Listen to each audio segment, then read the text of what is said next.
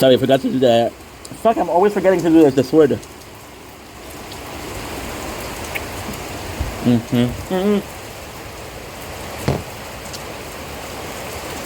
Look, I'm getting rained on.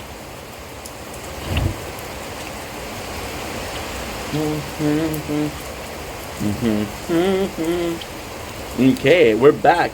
Don't blink, it's your boy Ink. Welcome back to our show. Just doing well, but having a wonderful day. On the 7th July 2025. Today we have a beautiful day outside. We had work, we just finished doing a TikTok live.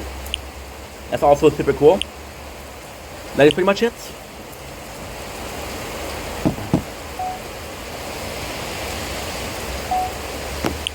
Don't blink, it's your boy Ink. Welcome to our show. Doing well, but having a wonderful day on the 3rd July 2025. A little bit of an intro for you guys.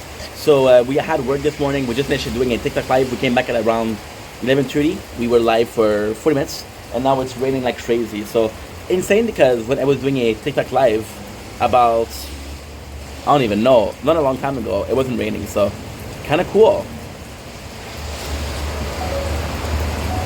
Don't blink, it's your boy Ink. Welcome to the show. Because I'm doing well, because I'm having a wonderful day on this 7th July 2025. We finally don't have problem with the tower sword, so that's good. It is raining really hard, which is crazy because I just did a oh, I got a pimple.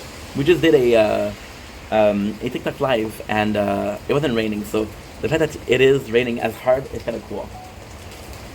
There you go. Let's enjoy it. Let's enjoy it. You're gonna hear me the content.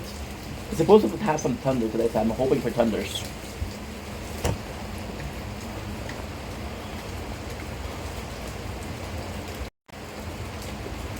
Don't blink if you're bleeding. Welcome to the show. We're doing well, because I'm having a wonderful day on this 7th July 2025. We just had a downpour, which is crazy because I made a TikTok live at 11. It was 12 o'clock. We made it for 30 minutes, and then we took a little break to upload some videos, and then it's raining hard, and now it stopped raining. So yeah, kind of crazy thing. Today, we're talking about a subject that is kind of hard to talk about. It isn't the most pleasant of things. We're talking about loneliness, and why loneliness is one of the worst things in the world. Now, I want to make it clear, when I made this video, when I thought about this video was last week. Right now, we're surrounded with good people. I have amazing friends. My community is there. They were super there for me yesterday. Super present for me. They love the hair, which is great, because, I want to talk about loneliness, because there is time where I still feel lonely. And I want to talk about how much of how hard, not how hard it is, but how crazy, because you would think that loneliness wouldn't be one of the hardest thing to do. But why is it one of the hardest thing to do? I think, first of all, what is loneliness? I wish I had ChatGPT. I'm gonna start. Oh fuck! If I do that, I'm not gonna be able to do the 3 towers. God damn it! Loneliness is kind of crazy, because you can be a room full of people and still feel lonely. So the offset of the loneliness was during the 24th June 2025. You guys remember we had a concert. I recognized some people, but didn't recognize me, which is okay, because I didn't talk to these people in years. So yeah, it's kind of nuts. It's kind of nuts, because this is really the first time I felt lonely in a while. See, when it was last year and I was obsessed with making content, I was lonely. Did I feel lonely? No. Which is also a weird thing, because then it's completely psychological. There's time where you're supposed to feel that way and you don't feel that way. So at the same time, it's kind of weird, because something that affects you, for example, depression. Most of the time you're gonna feel depressed, right? Loneliness is this crazy thing where there's no clear. Like when you're depressed, you're like, okay, well, I can tell why I'm depressed. I can tell why I'm sad, right? And then when you think about lonely, you're like, I don't understand, because I'm not lonelier than I was this morning, and this morning I wasn't feeling it. So there's like almost a set of, like almost a switch. We saw a small video. Oh, super nice, amazing. A good friend of mine commented, look how dark it is. Yeah, it's gonna be. I'm hoping for thunders, but I'm not sure. It's gonna be crazy. And it was showing how different, so for example, anxiety, depression, loneliness, anger, happiness, they did a what shall I call it? It's kind of like a heat vision where you see the body part, but it's more so how the body is activated, what part of the body that are activated. So neurons and the part that makes you feel stuff. Neurons are actually kind of cool because they're making you feel emotion, but they're also making you feel physical pain or physical warmth or shit like that, you know? So it's kind of really cool. They're your sensors. And they were showing how they were activated, and it showed how differently it was activated, so that was kind of cool. But with loneliness, and it's such a weird thing because I'm supposed to like loneliness because when I was a kid, I chose loneliness. When I was a young adult, I chose loneliness. When I moved in an apartment, I chose loneliness, you know? And most of the time, I'm choosing loneliness. Somebody, put in the TikTok comment there. They're insisting that we keep a streak on. I don't really know them, so I'm like, dude, you know? Look at it. Am I still recording? I'm not. Oh, for fuck's sakes. You're such a dumb. I hate you. You are. Okay, no, never mind. I'm sorry. I thought it was not recording. I just changed the place and I changed the place for the worst thing. One of the worst positions possible. Loneliness also affects all of us as a society. And of course you can tell that it's such a weird thing. Because this is one of the things that you know exactly what it is, but you know I don't know how to explain it. Everybody in the world will feel emotion. That's normal. And everybody in the world will feel some of the same emotion at different time. It's kind of life, you know. The craziest thing is, for example, you take the pandemic and how lonely people felt, and how many people really were depressed because of that. In Canada, but also in most of the country that have winter, there's something called a seasonal depression because you cannot go out. One of the reasons you can't go out is, and even then, I was talking about how you can feel lonely in a room full of people, but it's not that. Sometimes you feel like, for example, like a concert. You go to a concert, right? And you don't know half of these people. You don't know 10% of these people, but you're all there for the same thing, you know? And it's kind of nuts. It's kind of really nuts. And then, at the same time, you feel surrounded by people that have common interests with you, right? Or right now is a Comic-Con in Montreal. So the Comic-Con is for people that like anime. And the cool thing is, because Comic-Con is also a group of people that have the same interest as you. You go to the gym. The gym is people that want to get in shape. You go to a movie. We're all going to see the same movie. You're going to a card shop and you're taking place in the tournaments. You're always doing that, right? And then, but the loneliness is also, like for example, right? When you feel sad, what is the remedy for sadness? Happiness. Can you feel too sad, too happy? Not really. The remedy for anger, right, is relaxing. Can you be too relaxed? Not really, right? But then the opposite of loneliness is being surrounded and being social and being with your peers. Can you be too social? Yes, because then you have something called the social battery, which is your tolerance into being room full of people. You know, so this is actually pretty cool. This is actually really, really cool because this is one of the only emotion that doesn't really have a countermeasure, right? It kind of sucks. It kind of really sucks, but hey, at the same time, it doesn't really matter because all of this, right? All of this is all matter of facto, but really matter of facto. For example, right? You have friends. The thing with loneliness is you'll call friends, and if you don't have a big group of people, you'll always call each other, right? And the thing with loneliness that's kind of cool is, if you're lonely, chances are that other people are lonely. So it's like, hey, you want to go out? Like, okay, let's go. And it's more so a case of, yeah, let's just chill because I feel lonely, right? With me, there's been time lately where I feel lonely. Like for example, when I started a job, I was like, oh, I'm gonna make some new friends. But then I thought like the team that I had, and even then, even if I was like, and the concept is kind of crazy because I have social, and I knew that this job was temporary, right? So I'm like, okay, well, those social interaction, those social relationship, if I get one friend, I'm good. The rest are possibly gonna be more temporary, right? So it's not really worth it. For example, also social media. I'm meeting people. Um, I know. Well, I can be surprised, of course, but I know are not gonna be stay for accounts. I had a person yesterday blocked me because I wasn't going to her live enough for her, and I was like, dude, that's kind of crazy, right? Or there's a person, and today I had a live, and then it's such a fucking mentality, a shitty mentality. I'm going to this person live a lot, and then today they just came and they just left, and I was like, my first thought was like, okay, well, it's because I'm talking alone, right? Today I feel lonely.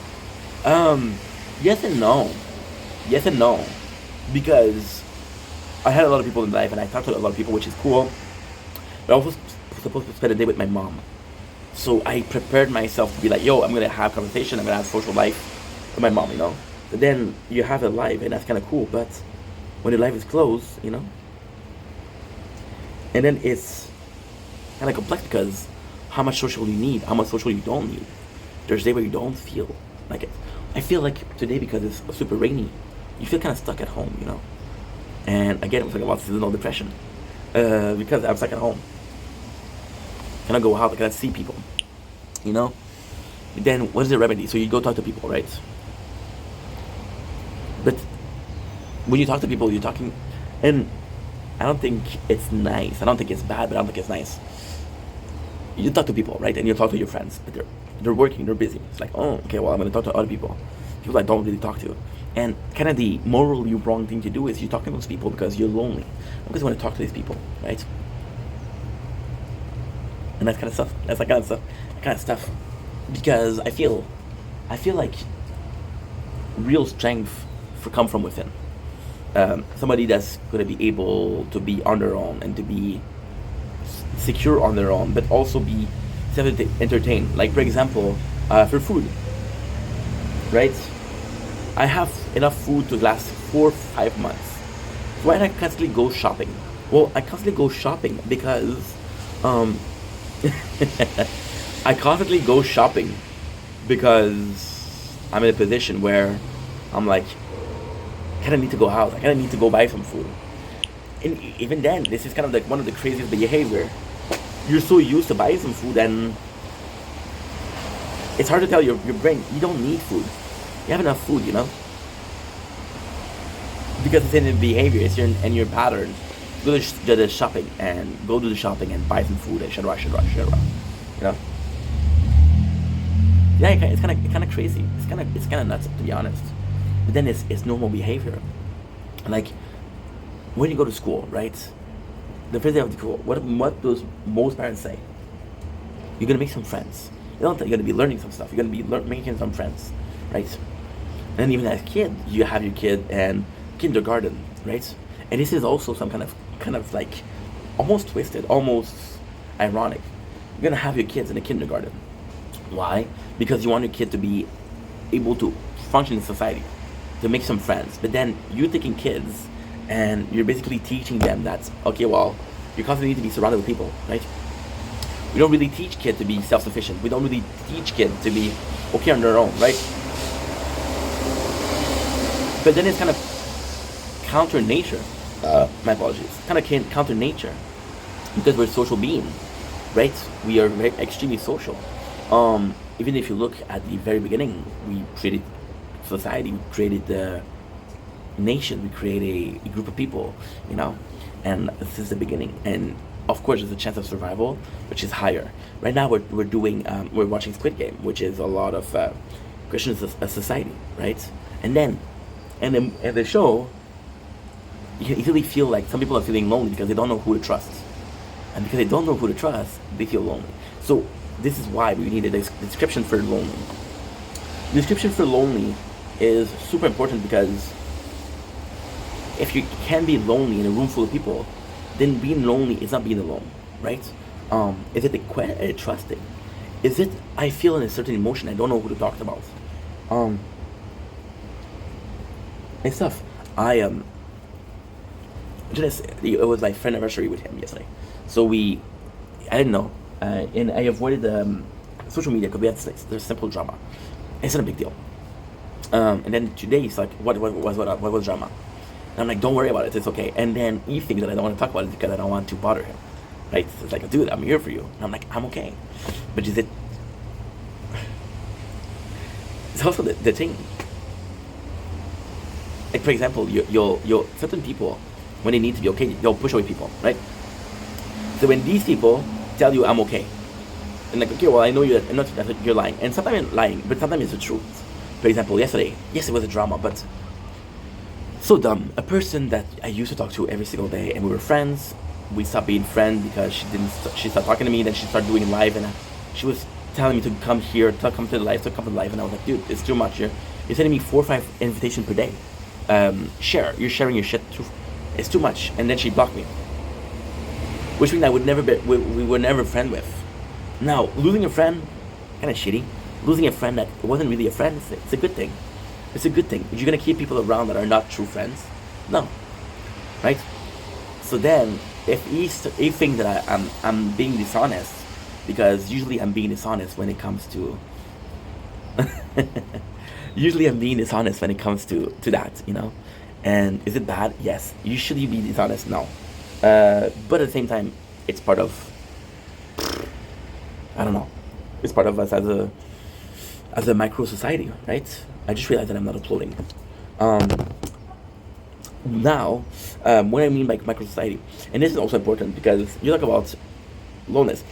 I think that if I'm going to do a video on loneliness, I have to talk about being well surrounded and being socially like in a good place. I think one of the bad thing is you have your own inner circle. Like for example, you with your own friend. So even though society as a whole is your social ground, it doesn't mean that it's your social ground. Your micro organism or your micro society, which is your job, your family, your friends, they're your society, right? And then you're just part of a broader thing. For example, talk about how when people ask me, I say I'm French Canadian. I'm Canadian, right? But then, ultimately speaking, what am I? Am I from Canada? Well, I'm more from Quebec. Am I from Quebec? Well, I'm more from Montreal. Am I from Montreal? No, I'm from Lachine. You know? So degrees. And then my true community, which would be in real life, would be my city, which is Lachine, right? But then, that's not the case. That is not the case. Because then you realize that Lachine is actually pretty small. And then you would go to Montreal, which is the island of Montreal. I live on the island of Montreal. You would realize that, this is kind of my city, dude. This is kind of my island, right? But it's huge. It's huge. And then, at the same time, socially speaking, your circle is as big as you make it, right? For example, since we don't go out a lot, then it could be a case of I don't really feel like this is my city because already when I'm going out, it's already a lot, you know? For example, somebody that doesn't go out, they go out a little bit and like, holy shit, dude, you went out, right? Which is kind of nuts in itself. Kind of nuts, to be honest. But it's so cool. It's so cool because right now we're uploading because I didn't need to. It's so cool because you are in charge of your own kind of balance, right? There's time in life where you're like, I have enough friends. And there's time in life where I need more friends. With content creator, you kind of see that. You kind of see the mods. Like, for example, mods are a big thing. So mods, and again, I'm going to talk about social media in this loneliness video, but it's a parasocial. So mods are closer to you than just a viewer because you trust them, right? But then a mod in itself is closer to you, so more friendly towards you. You feel surrounded. For example, big content creator, huge content creator, what they're going to do is they're going to have a talk with other mods. They're going to have some meeting with all the mods. They're going to go out, you know, which is actually cool to do, right? But then this whole thing with social media is parasocial. So with parasocial, you're getting this social. I'm using this term a lot lately. I know it's not good to use, but meth. It's a horrible thing to say, but I like it. So meth is a drug, right? You get addicted to meth really quickly. The thing to make you unaddicted to meth is called methadone. So methadone is the addictive factor of meth without it being like well, I'm not saying that you should take that, but it's like a nicotine patch, to be honest, right? And because it's like a nicotine patch, then you're like, okay, well, guess what? I can go a day. I can do 2 days without it. And then, slowly speaking, just like cigarettes, what you do is, from what I understood, I haven't been addicted to it, thank God. From what I understood is, at first you go with, I can eat 2 patch a day. And like, okay, well, you know what? I don't need this to smoke. And smoking is kind of like a really good example of social. So, for example, smoking, right?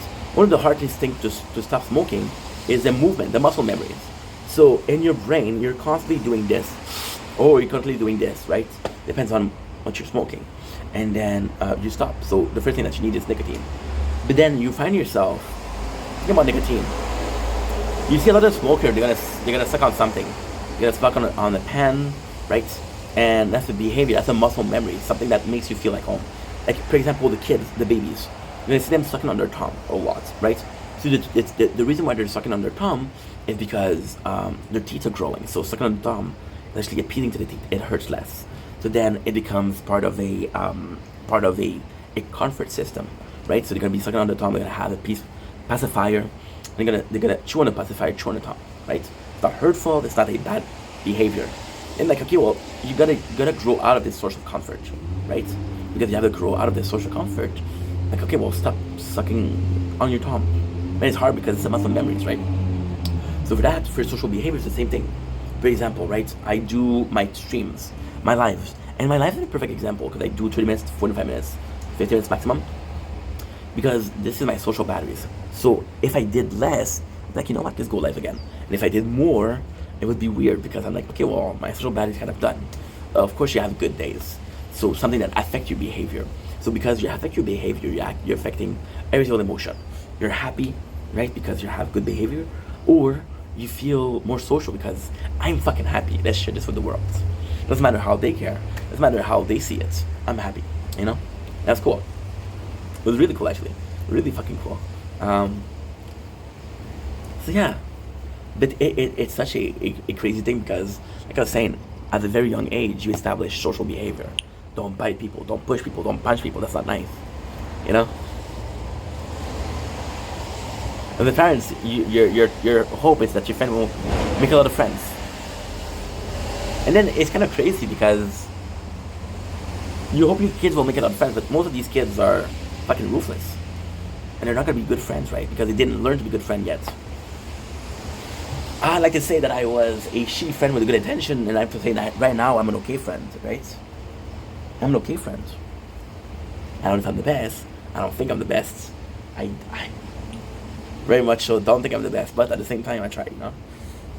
That's behavior. And socially speaking, some people are going to be smart. Some people are going to be like street smart, book smart. Socially is a kind of smart itself. You know how to talk to people. You know how to get people. Like salesmen have a lot of charisma. That's a skill. That's a skill that you can train. It's a skill that I don't think you're born with. But at the same time, you're kind of born with it. And then loneliness affects people in different ways. They can extrovert, right? That likes to talk to people. That likes to go out and just have fun. And then take an introvert, which is more so somebody that's going to stay inside and stick to themselves. Then the introvert, you would think that socially speaking, they're less adept as that, but at the same time, no.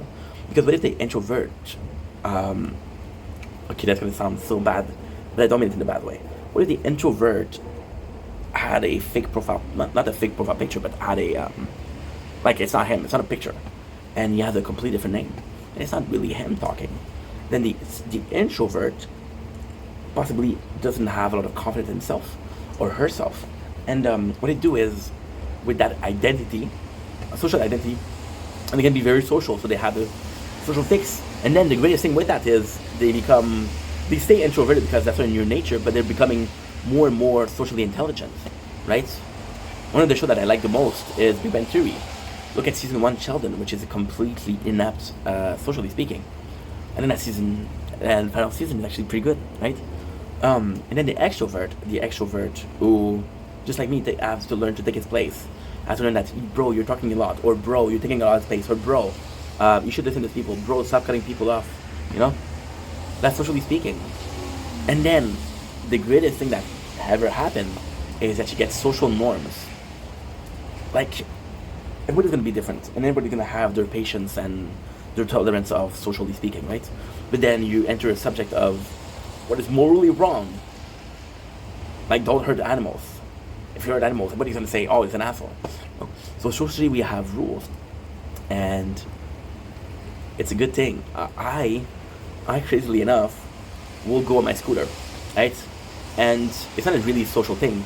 However, I'm here with drivers, and then you have to be social. You have to be like, okay, well, this is your turn to pass. Please pass and be kind to people, and that is a social interaction.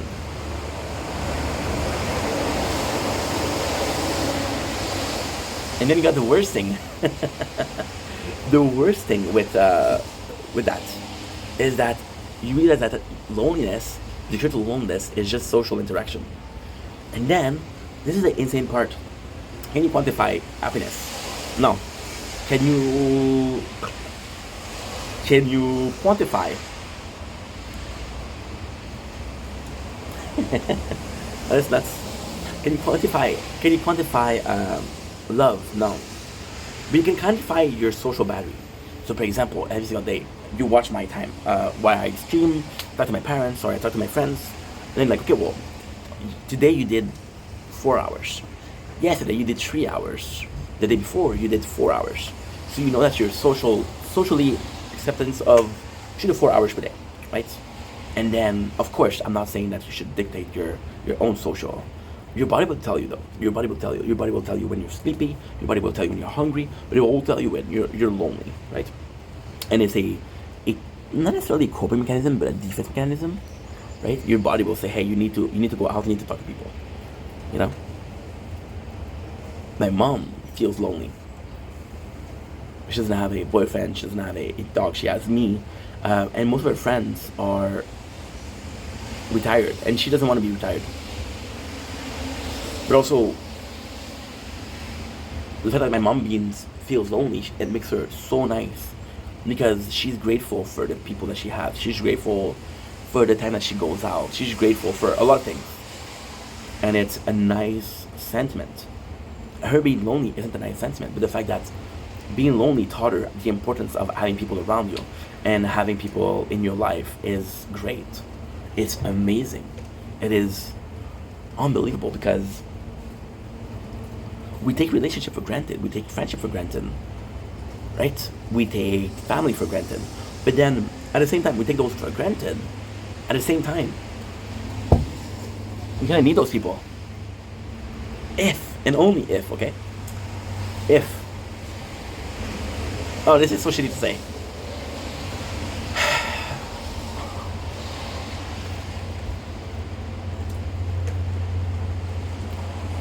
If you keep your friends around, and it's the number of friends, right? And you keep all those friends around because you know deep down you have a need for social interaction and you don't want to be lonely. Is that a bad thing? And I don't know if it's a bad thing. Actually, I know you should be friends with someone because, well, at the same time, you should be friends with someone because you like them, of course. But you also can be friends with people because, oh man, if I don't have that friend, I'm going to be lonely and I don't know what to say. Who to talk to, you know? And I suffer. And then I'm seeing this in my mom, but I'm also seeing it in my father. My father, who had the same girlfriend for 26 years. And my dad, and I love him. My dad was possibly a perfect example of loneliness, of a controlled loneliness, right? My dad, who used to have this garden, and he takes care of the garden 3 hours a day. That's his me time. That is his therapy time. That is, I need to be alone time, you know? But then he had the same girlfriend for 26 years, so it's not used to be alone. Then, whenever he's alone, he say, hey, come over. Let's have breakfast together. Let's have supper together, because I'm alone. And I'm like, okay, well, as a son, like as my father, I love him. And I understand feeling lonely, you know? And at the same time, I'm like, well, you're calling me because you're alone. You wouldn't call me otherwise. But is that a bad thing? Is he wrong for doing that? No, he's just lonely. Lonely is a problem. If I'm hungry, what I'm going to do? I'm going to eat food, right? If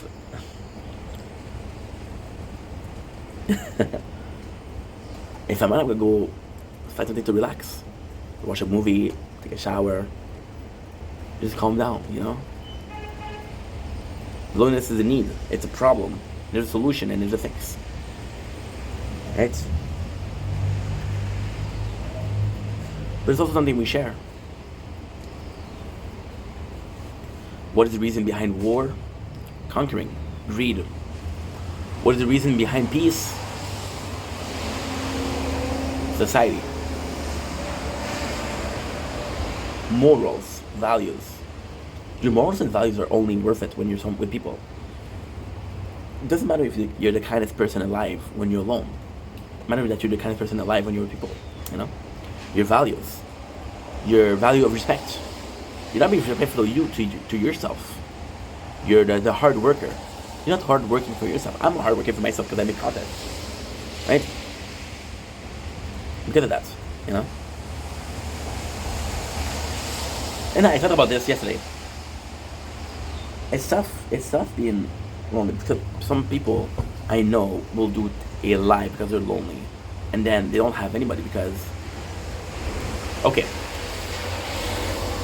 I don't like talking about this, but because I did it myself.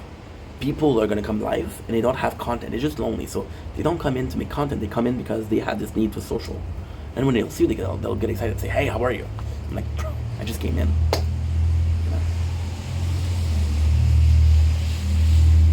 Then if the reason behind that is loneliness, can you blame them? You know? I think this guy who steals. And when you ask him why he steals, like, oh, I kind of feel I need to steal to feed my family. Okay. Oof. Okay. And it sucks. You never want to be that guy, but you know that those guys exist. You know, and it's tougher. But hey,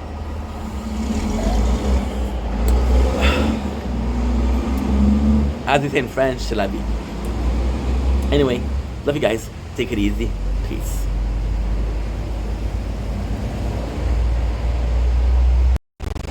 Don't blink. Don't blink. It's your boy. Welcome to the show. You guys are doing well, but having a wonderful day on this noisy, rainy 7th July 2005. You guys are doing well, but having a wonderful day. Sorry about that. Today we're talking about zombies. Yeah. Zombies. So lately I've been getting into literature a little bit, and we've been reading some H.P. Lovecraft. We've been reading some old things. For example, Dracula. And then we went into a deep dive, and then of course we had a phase where we were listening to, oh my god, there's a really good series. There's a really good series, but it's a weird series because they're werewolf. It's kind of like a romance thing. It's like, okay. And then talking about zombies. Why? Because zombies are, I don't know. I felt the need to do this because I felt like zombies are superior creature. They're just a great thing, and they're super cool. But they weren't popularized that much. So, for example, Dracula exists for almost 100 years, to be honest. And zombie, they were popularized by George Romero, who kind of is the father of zombies. But then they were popularized by shows like Walking Dead. Walking Dead is the show that made me kind of realize how cool they were, you know? But then you play games like Resident Evil. Resident Evil also has this huge history. And they're infected, but they're also zombies. Movies like 28 Days Later is zombies, you know? And zombies are such a common trope. It makes you ask yourself, why? Why are zombies so popular? Well, first of all, zombies are human. They're not transformed, they're not supernatural beings. They're infected. So, for example, we had a cure. A good movie is I Am Legend. They said they found the cure for cancer, right? And then it's crazy because I'm thinking also about Last of Us. Are they a zombie or are they infected?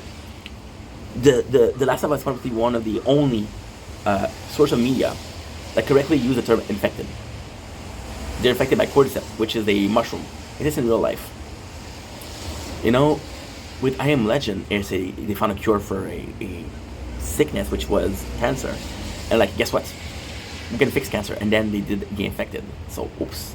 But the kind of the best part about that, feels good. Feels really good. Getting bitten by mosquito again, or bitten by zombies. It's the factor of there's just no stopping them. So, for example, zombies aren't these great beings, aren't these amazing. Like, for example, you take a vampire, they're super strong, right? And vampire has this weakness. But zombies don't have weakness. They're just weak, they're just slow, right?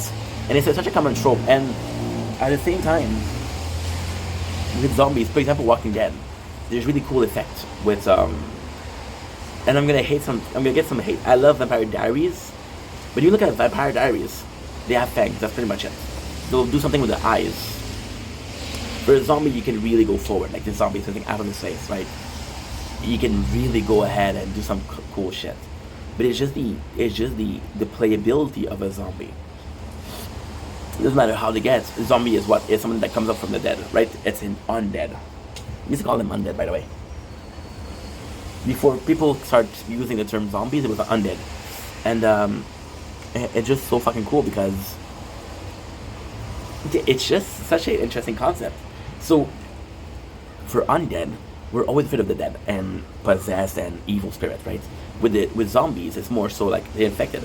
In Resident Evil, they could bite you and you could kind of like, okay, well, I got transformed because I got bitten, right? It's kind of nice. It's kind of really nice. Kind of fucking really nice, you know? And then zombies. Genesis was kind of against Resident Evil 8 and 9, 8, 7. And I kind of understand why, because they're not really infected, they're more so like mold. Like, ugh, just not the same thing, right? And it's very pure. Because with zombie, but the cool thing is, in movies like 28 Days Later, and movies like, Last of Us, you can kind of see them very, very human, right? And then, the coolest thing that they did in Walking Dead is, at the time, they could say, well, this guy has been a zombie for a while because he's decomposed. This zombie just turned. He just turned because he's kind of looking normal. Just a great thing. And then with zombies, there's breeds of zombies. Like one of the things that does it really well is Days Gone. Days Gone does it really well. It does an evolution, right? Days Gone is actually a really good game. Yeah. So the zombies are as a trope are amazing. Just so much thing can change. Like you wanna have, for example, it would be so simple. You take, for example, I'm playing Gundam. I'm not gonna go far with that. Gundam. Technically speaking, you take a giant robot, that's Gundam. But I'm also, for example, Pokemon. It's a trope of Pokemon. Like zombies are all that. For a Pokemon, you cannot look too human. For a Gundam, you cannot look too small. Because it's gonna be weird, you know? But a zombie, you can pretty much whatever you want. And then Romero kind of did the rule of zombies. So because he was kind of behind it being popularized, so like, okay, well, zombies are the way to go. This is the way. So when you use zombie, you kind of have to, you don't have to do shit, but you kind of have to respect the lore on them. They're not a new thing. Now, for example, you take a guy like H.P. Lovecraft, who introduced a lot of things. For example, Cthulhu, which is a god. Now, H.P. Lovecraft is behind Cthulhu, right? And I don't think a lot of people, except for him, use Cthulhu. Now, this is not true. A lot of people use Cthulhu, but at the same time, nobody made a movie about Cthulhu. Except for H.P. Lovecraft, that make a book. So it's kind of nice. And then with zombies also, is I think with The Walking Dead, what they did that was really cool was they literally were like, hey, listen, ouch. The cool thing with Walking Dead was they literally like, okay, well, you know this person, can you kill them? You know? One of the main characters, which is Morgan, his wife, she opened the door and she killed his son. And then when it was time to kill his son, he couldn't do it. He couldn't do it. Like, what would you do if your neighbors? It's insane. It's insane. What would you do? And the thing with the zombie is it's multiplying, and they're next to unkillable. So, for example, when I talk about the rules, you know that George Romero said that you have to kill the brain, right? It's Walking Dead, that's the way to go. Walking Dead is possibly one of the most complete piece of the zombies. But then at the same time, in Walking Dead, the enemy aren't the zombies anymore. They're the sanctuary, they're the terminus, they're the wolf, they're the claimer. Another one I didn't watch. That's pretty much it, right? And the zombies are not. But then with Walking Dead, at the end, what we do is we did a real fear of zombies. And the real fear of zombies is what? The real fear of zombies is what if they evolve. Some of them can open door. Some of them can grab a rock and destroy windows. Some of them can climb surfaces. You know? They're kind of cool. Yes, the zombies are the superior creature. And then yeah, that's pretty much it. I didn't see something about the humanity behind it, but it could be said for vampires and werewolves. Let me know your favorite creature in the comments.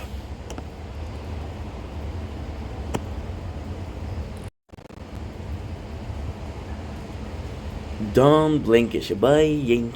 Welcome to the show. They're doing well because they're having a wonderful day. Because they're doing well on this 7th July 2025. Today, I'm coming in with bad news. It is the Diofield Chronicle. Diofield Chronicle it's not a big bad news. With the Diofield Chronicle, what happened is I forgot, or I thought I did, but I didn't.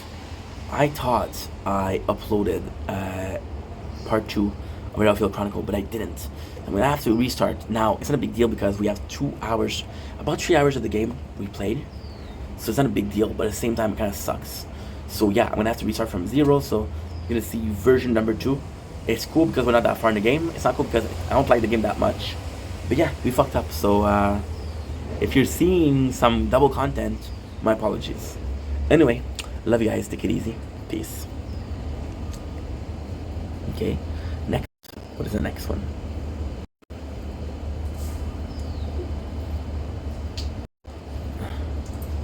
Don't blink, it's your boy Yank. Welcome to the show. You guys are doing well because I'm having a wonderful day on this. Oh, guess what?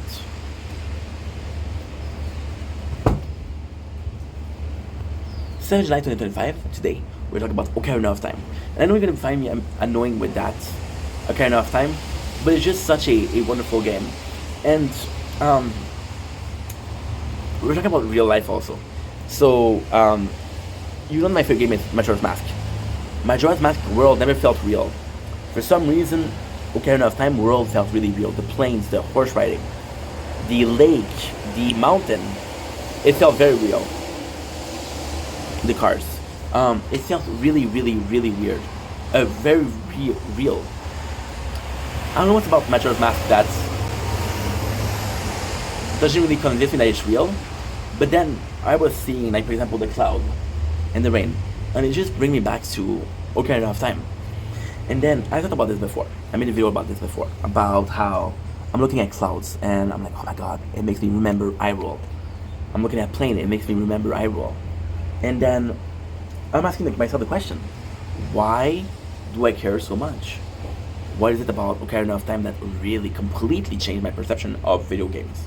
And then it kind of is something that is impressive because I don't know if it's nostalgia or if the game was just well made or above its time. On the Nintendo 64, that was what I grew up with. I played 8 games a lot. 8 games. Mario Kart, Mario 64, Zelda Ocarina of Time, Perfect Dark, Majora's Mask, Banjo-Kazooie, Spider-Man, and Donkey Kong 64. Yeah, that was the game that I played the most. And Ocarina of Time, I have to say, is a game that grew up the better, the best. I can't talk today, I'm sorry. See, with the nostalgia of Ocarina of Time, is you can tell that, oh dude, I remember that, you know? But then you look at it today, and of course the graphics aren't great. They kind of grew up nicely, kind of aged nicely. The game is still very enjoyable. The game is still a masterpiece. That's one of the best games ever made, right? And if it's nostalgia, then me seeing this, like for example, right? You're gonna see a movie or a friend. You can remember that time that you passed together, right? Like, oh yeah, that was kind of cool. But with a game, it's different because with a game, you're like, I shouldn't be seeing this in real life, and especially how bad the graphics were, right? And you're seeing real life, and like it just reminds you. It just reminds you when I'm seeing like huge pour rain, huge downpour of rain. I'm thinking about Kakariko Village. Kakariko Village and the rain. You know? It's fantastic. It's just insane because I don't know if I'll ever find a game that does that. And if it is nostalgia, is it a need? Is it purposeful? Do I feel the need to do that and this and this and that and this? Or just because I'm grateful for the game, I'm grateful for the memories, I'm grateful that the game exists. You know? It's nuts. And it's really weird because if you weren't there back then, I don't think you would understand. But somehow, if you were there, you know exactly what I mean. And that's kind of crazy. That is really kind of crazy. I just don't know. I just don't know. Stuff. Because you want to have the answers, right? This game meant a lot to me. What did it mean so much? And how does it translate? A game meaning to you something that meant something to you years ago.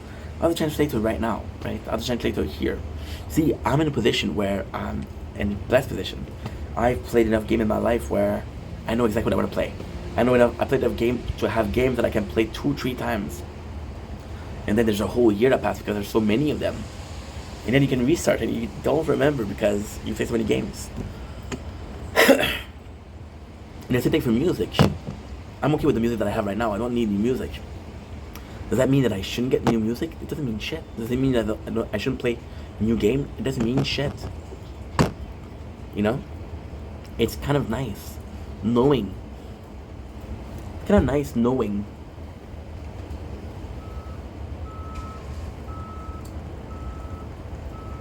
I just don't know. I just don't know. It's a good memories, but at the same time, and it's such a weird feeling. Seeing something, for example, the cloud, and it reminds you of Ocarina of Time. It's a great thing.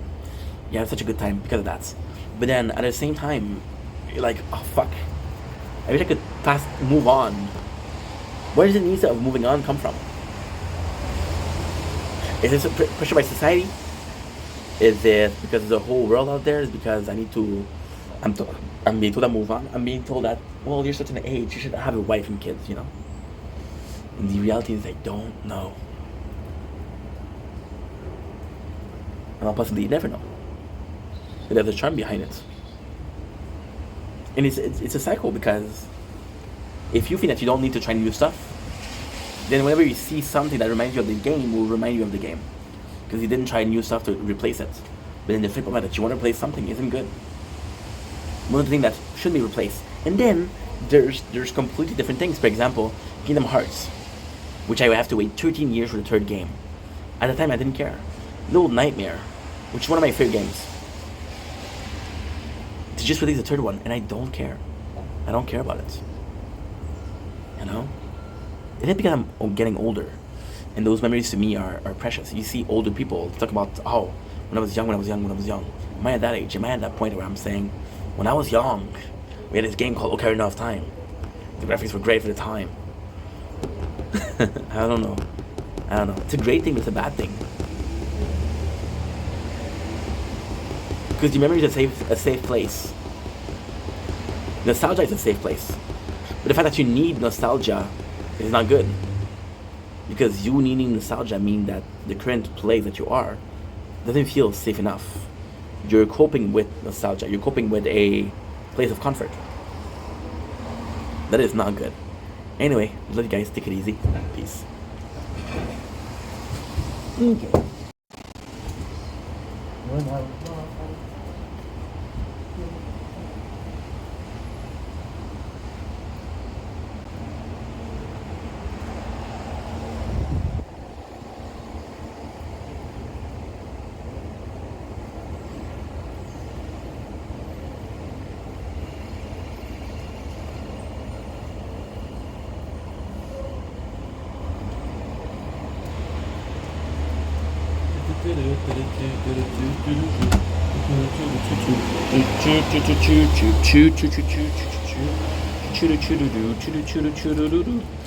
Dumpling is buying. Welcome to the Culture Show. Because doing well, because having a wonderful day on this 7th July 2025. Today we are tasting a new product. We're tasting Bubbaloo, which is a gum product. I want you guys to look at the perfect design. And we're tasting bananas. It's a Spanish product. The sabor platano, which is possibly plantain. Goma de mascarpone. Whoa. I never had these. Kind of interesting because we don't have this in Canada. We don't have these, so this is a newest product. It smells really banana-ish, which is nice. Mmm.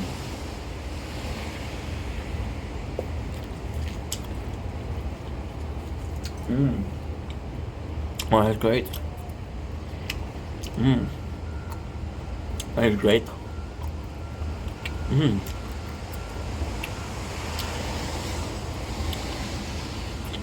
That is otherworldly. Mmm.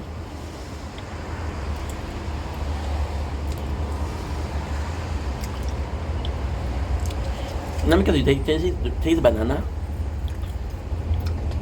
It's very subtle. The jelly itself, the banana, but you more so taste the jelly. It's really nice. I didn't think I was gonna like it. I bought it to taste it, not for anything else. It's a really nice thing. So Bubbaloo, and the flavor is a success. Enjoy the chew.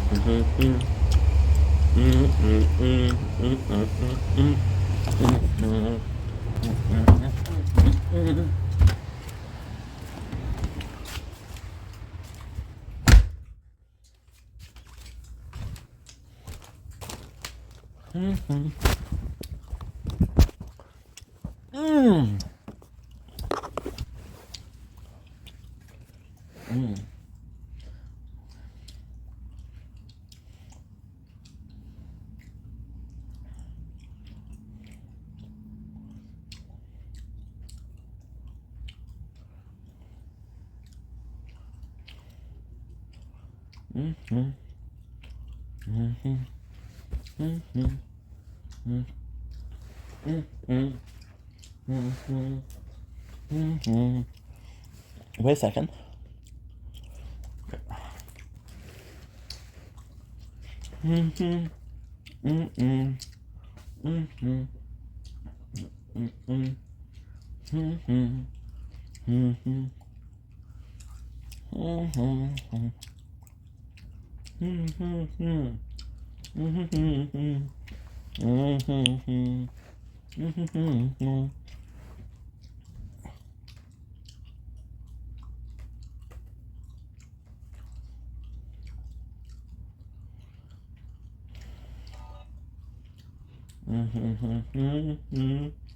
Hello. Hi. Hey. How are you? I'm doing great. How you doing? I'm good too. What's your name? My name's Ryan. What's your name? My name is Amanda. Nice to meet you, Ryan. Amanda, you're from China. Yeah. Very cool. I'm from the USA. You probably don't know my city, but I live like near New York City. Yeah, I went to New York City. Like I spent 2 years in Boston. I just arrived China this year. Oh, look at you. You're an international traveler then. Yeah. Which city you live in? Have you ever heard of Albany? Sorry, no. Albany is... My bad. My bad. Sorry. Yeah, so I'm on my like gap year this year. Oh, your gap year. Are you exploring the world? Yeah, I travel a lot. Just like 1 month ago, I went to Bali. And now I Really? just work. Because one of my best friends, she's from Indonesia. And she got a really big visa. I fucked up. I don't have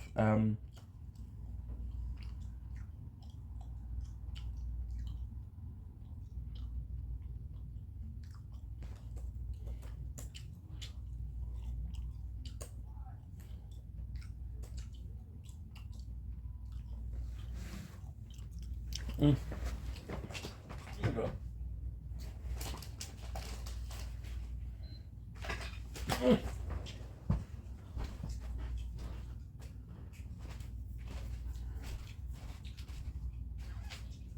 Mm. Mm.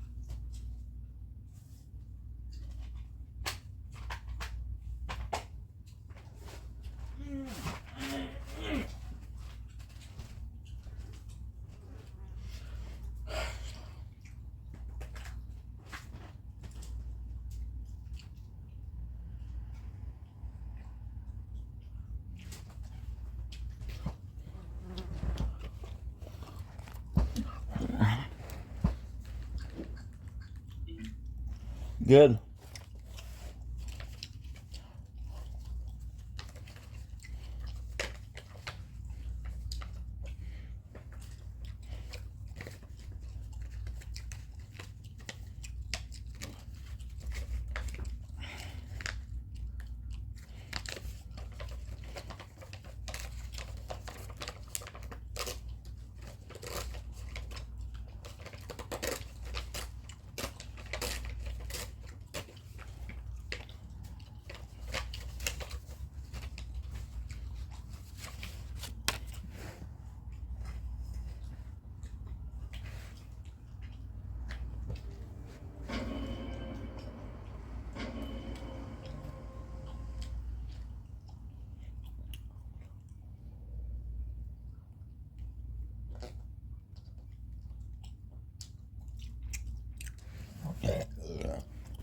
Apologies. Hmm?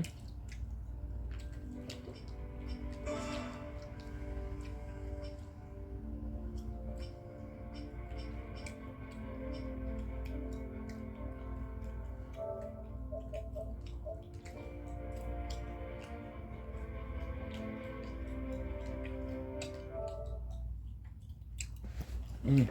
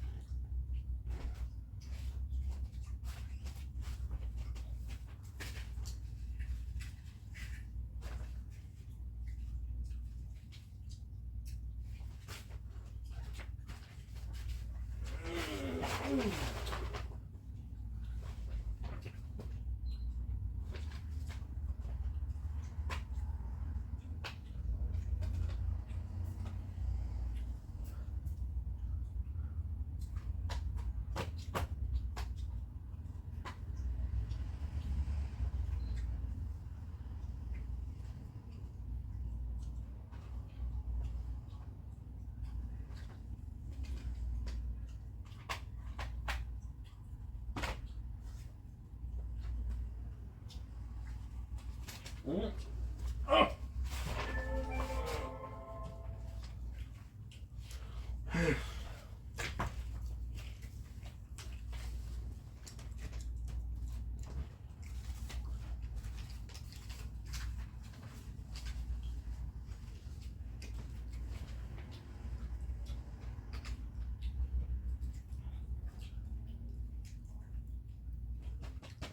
Yep. Go.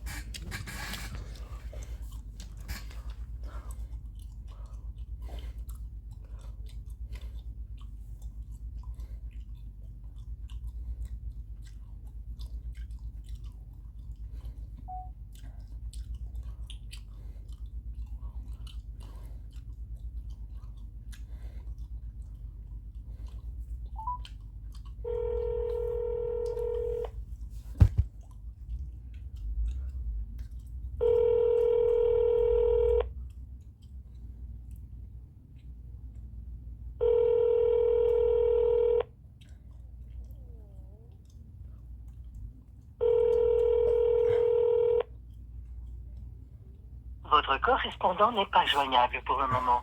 Veuillez laisser un message après.